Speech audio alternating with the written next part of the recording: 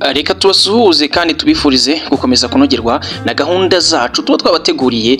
Iki ni Igika TV Rwanda, tubagezaho amakuru aba arimo aragenda acaracara ahantu henshi hagiye hatandukanye, tukibanda cyane cyane mu myidagaduro, politike, imikino ndetse n'imibereho myiza y'abaturage n'ibindi byose bigiye bitandukanye. Njyewe nitwa The Fresh, tukaba twagarutse mu makuru atandukanye arimo aravugwa hano mu gihugu cy'u Rwanda.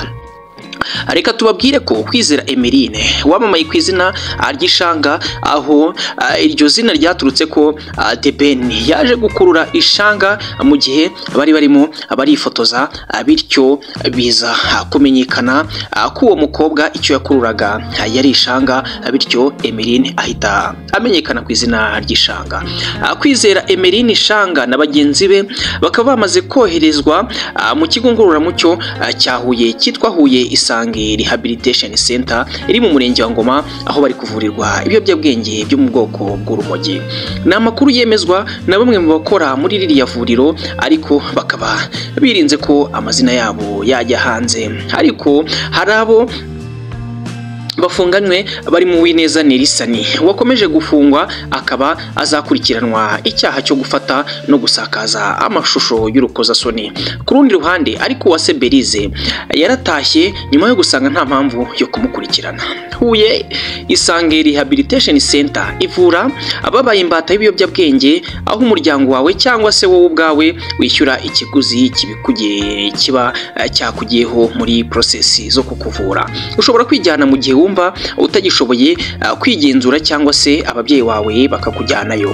Mu kwita ku mbata y'ibiyobyabwenge ntabwo bahita babigucaho, ahubwo batangira bagabanya ikigero cy'ibyo kunywa ugezeho. Nta telefone uba wemerewe gukoresha, ari nayo mpamvu hano bahita ko ari muri Isange Rehabilitation Center, aho uba nta telefone wemerewe, ariko umuryango wawe bakaba baba bemerewe kuba bagusura.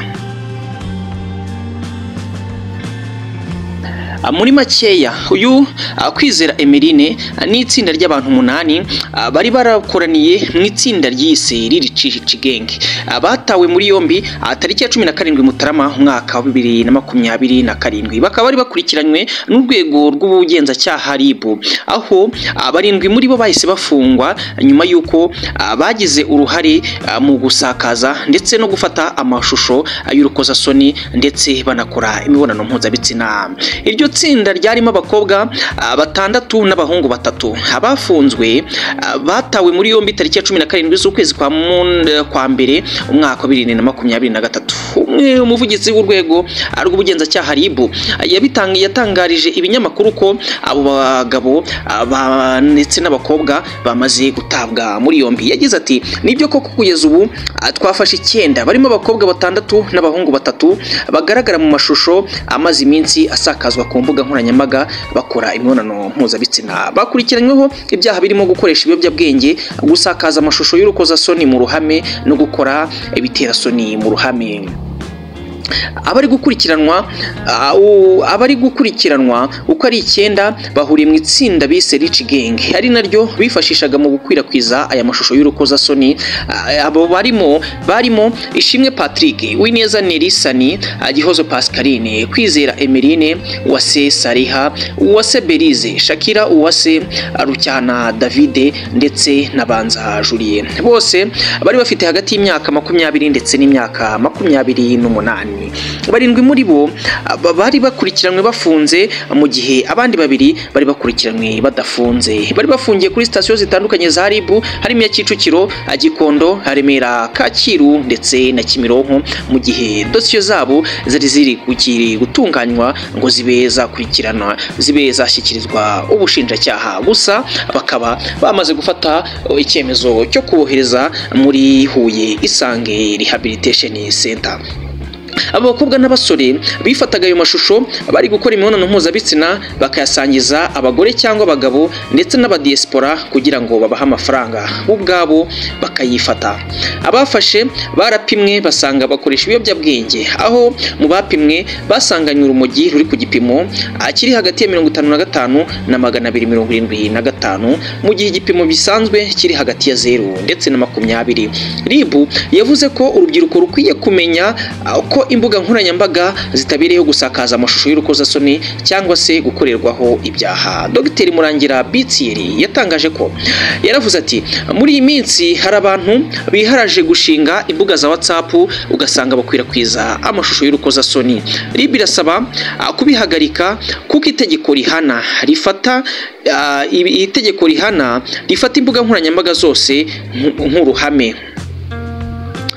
Ndetse bari bafite hari amakuru yagiye ajya hanze ko hari andi matsinda akorerwaho ibyaha nk'ibi ngibi, harimo nk'iryitwa Kigali VP Hooks Up, ndetse harimo n'iyitwa VIP Online Sex House Party Show, aho abibera 24 hours, Group Sugar Mami z'abakire, VIP Online Chat Rwanda, Black Market Group, Honest VIP Online Sex Chat ndetse n'andi matsinda agiye atandukanye.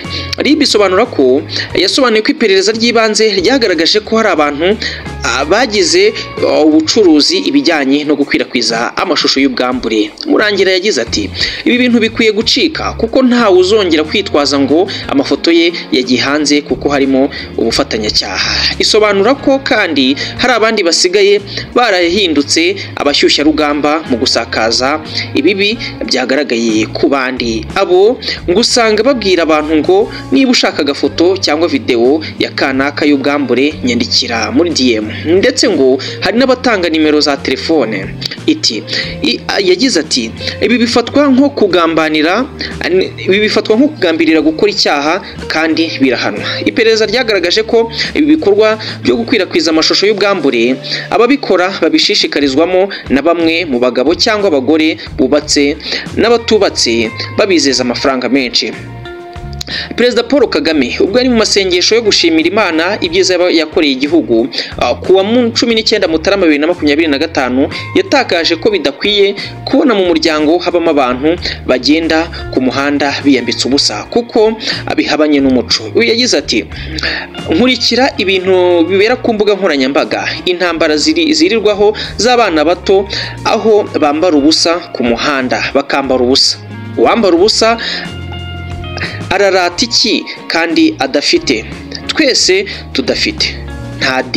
Nta dini ribaho yo kwambara ubusa. Yongeye ati nta muryango ubaho wo kwambara ubusa, ariko buriya kwambara ubusa ntabwo ari bwa busa. Burya bwa mbere ubusa ni mu mutwe, n'ubusa buri mu mutwe nicyo kibazo, niho ushingira. Umukuru w'igihugu yongeye ati mbwira rero ukuntu wakwemerera umuryango nyarwanda kubaho gutyo. Nubwo twicaye aha nk'abayobozi, inshingano tuzaba twuzuza ni izihe?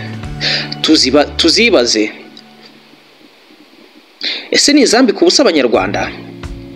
Abaregwa bari bakurikiranyweho icyaha kirimo gukora ibiterasoni mu ruhame, aho ugihamijwe n'urukiko ahanishwa igifungo kitari munsi y'amezi 6 ariko kitarenze imyaka 2.